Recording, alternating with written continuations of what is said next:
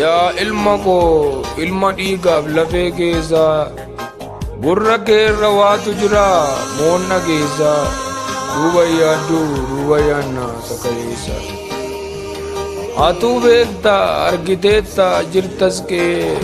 si barsiisuuf si guddisuuf akkan ta'e ganda jooree liqeeffadhee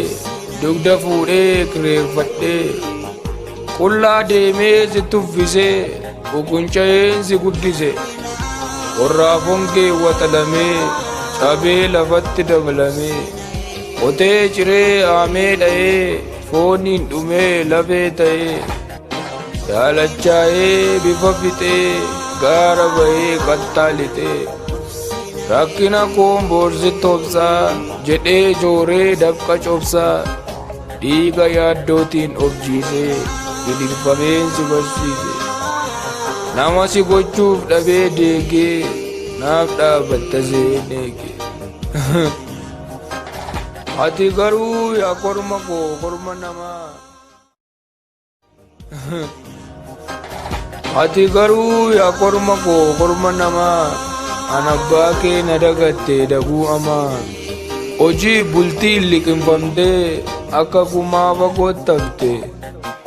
imaanaa nyaatte akkattuu nan barbaaddu nan gaafattu cabee miiladhee koombeettu